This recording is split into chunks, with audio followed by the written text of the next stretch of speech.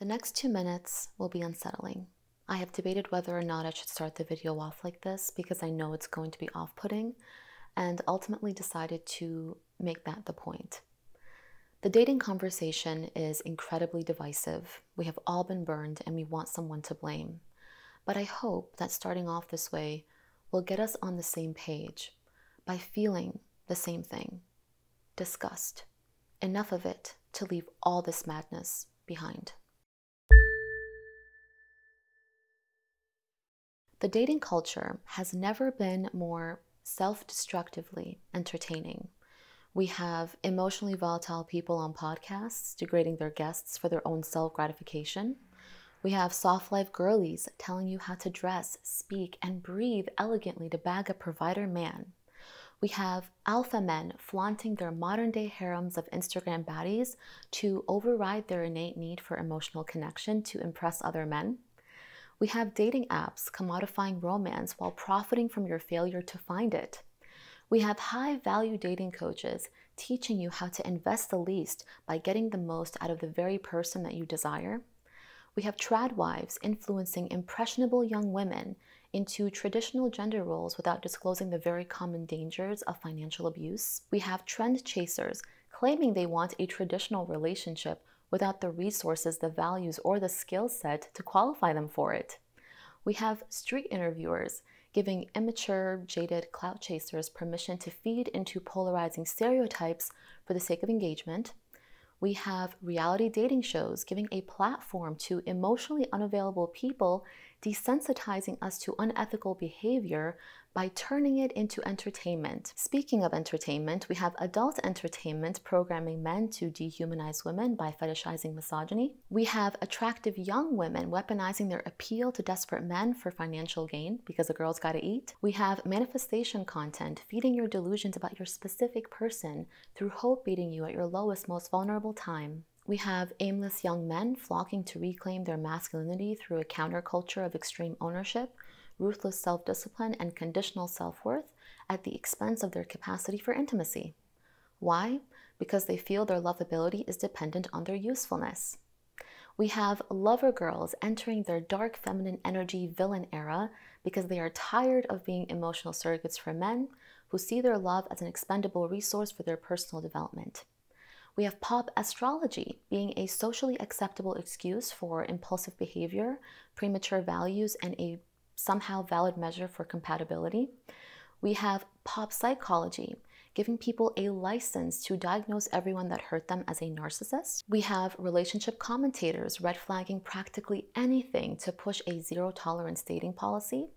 We have older generations warning us about marriage as an outdated institution that screws over men for their money and women for their free labor, while the opposition is fighting equally hard for the preservation of the nuclear family as the solution to the degeneracy spread by the West. And mixed in with all of that are everyday people, just like you, coming online, devastated, brokenhearted about how they got gaslit, breadcrumbed, future faked, and love bombed to the point of grieving the love they no longer believe in. Oh, and I can't forget to sprinkle some drizzle on top of all of this insanity for good measure. Thank you for sitting through that. I know it felt icky. This is where we're supposed to find love and romance. Remember romance? The thing that requires presence and playfulness and openness and adoration? No? Doesn't ring a bell? Well, I don't blame you for forgetting. The modern dating scene has actually made history. Dating culture has truly gone above and beyond to make sure that love is inaccessible. Love has managed to survive centuries, wars, plagues, famines, just for us to swipe it into extinction in the 21st century. Well done. We have yet another thing to add to the list of historical events that we have lived through. But in all seriousness, I've spent weeks writing and ideating in preparation for this video. I made tons of notes about how it's because of unregulated tech, or it's because we have too many options, or it's because it's not economically feasible, or it's because we may be evolving out of monogamy. I didn't know what exactly it was. And I wasn't sure how I could cram all these nuances, all these pages of notes into a single video without overwhelming people into shutting down. Because this topic is incredibly important. We are talking about a major part of all of our lives. Most of you watching are in your 20s and 30s, and getting into a healthy relationship is probably in your top 3 things that you'd like to have before a certain age. So I really want to make this video land. And so I decided to not make it more complicated than it really is. Because after all these notes and after all this ideation and after all this thinking and after all these discussions I've had with people, it really just boils down to 2 things. Number 1, there's no human decency. Human decency has left the chat a long time ago. And number 2, a massive, massive, massive, I cannot emphasize this enough, a massive fear of getting hurt. That's it. Deadly combination though. People will do just about anything when they are scared of one another, even abandon their morals. It turns out we did not know the extent to which ignorance facilitated our relationships.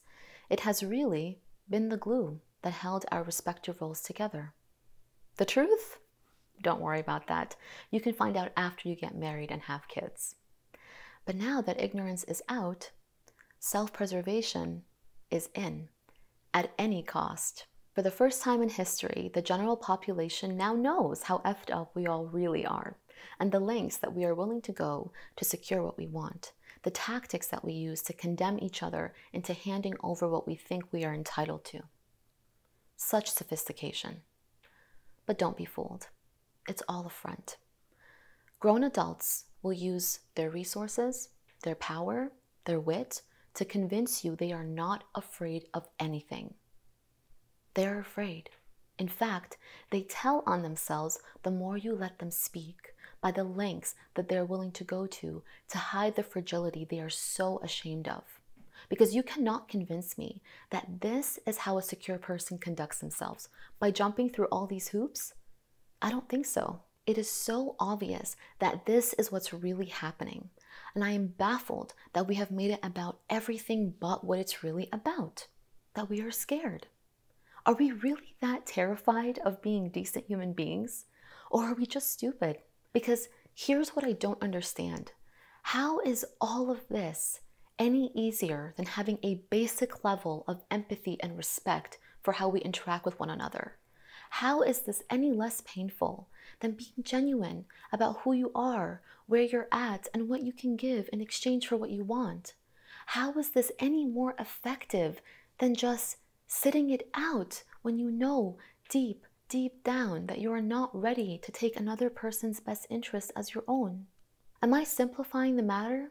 Because it sounds to me like a lot of extra work for something that most people clearly cannot handle, which for some reason has become a non-factor. There's no shame in not being ready for a relationship.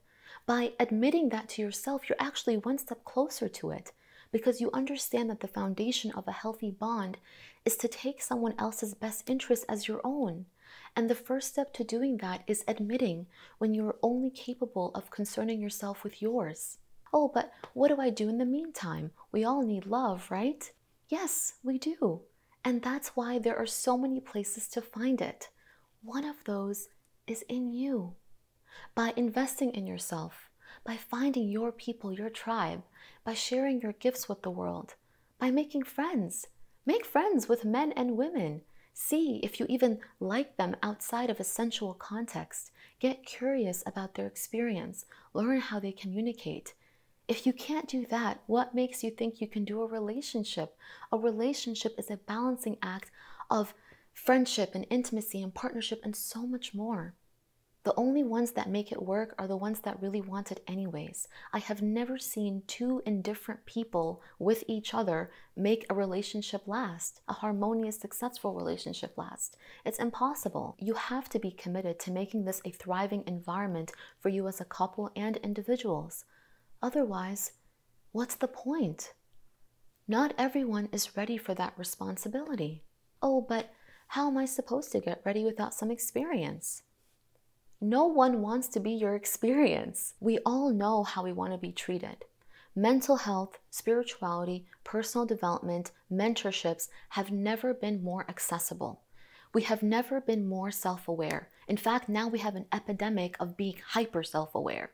So I think we can all agree that there is no longer an excuse to date, knowing that you're going to spiral if you get rejected, knowing that you'll manipulate people, knowing that you're afraid of being alone, knowing that you'll treat people like an expendable resource, that you'll outsource your self-validation, that you'll lead someone on, that you'll keep your options open while being in a commitment.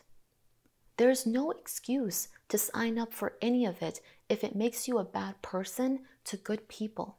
I promise you, this is taxing your psyche more than you can imagine. Whatever you are running away from, I guarantee you it cannot be any more agonizing than this. It seems like it's all fun and games until you realize it is not a game at all. It is our relational health, the core of our well-being. An 85-year-old Harvard study on the #1 factor of a long, happy life confirmed this. It's our relationships. I have seen some of the most heartbreaking examples, both online and real life, about how one person can completely alter the course of another person's life. The other day, I saw a woman on TikTok who was talking about the mistreatment she faced in her relationship and how that caused her to have PTSD, which caused her to become paralyzed. That did not have to happen. A part of me, actually all of me, is relieved that the dating market is collapsing. Its failure is actually a sign of hope because it means that we are not wired to find fulfillment through deception, even if it gets us what we want.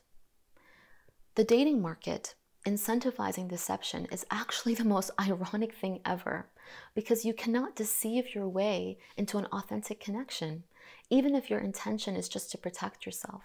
Impact trumps intention when you are playing with people's sensitivities. I'm going to say that again. Impact trumps intention when you are playing with people's sensitivities. It doesn't matter that you're trying to protect yourself, that you didn't mean to hurt them. Your impact will always be the reason that they treat you the way that they treat you. Ultimately, the reason why we resort to playing these games, why we justify our self-interest at others' expense, is because of the safety that it provides us. But we got to ask ourselves, is this dependency on safety actually safe?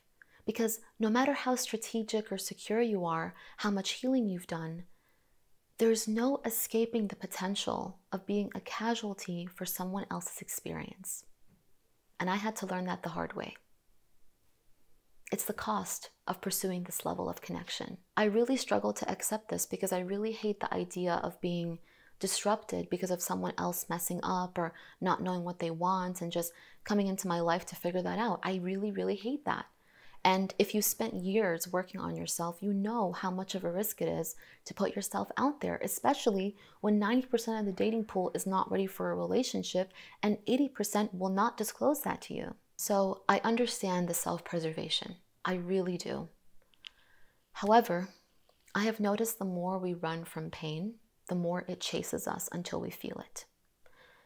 The possibility that most of your relationships, whether they're romantic or friendships, will fail and that they will impact your relationship is very high. That's just how it works. Even if you play the game impeccably and get what you've always wanted, that man with a trust fund who's 6'5" with blue eyes, or your fit, feminine, friendly dream girl, it's just the beginning. How much longer do you think you can pretend to be the person you became just to catch them? Because relationships have a way of exposing you pretty early on. And once they do, you can't take that vulnerability back. They saw it. So my question is, if that's where we're heading to anyways, why not get there by being decent human beings? Because I'm willing to bet that will actually build the trust, compassion, and mutual desire to understand one another that will lovingly contain your vulnerabilities.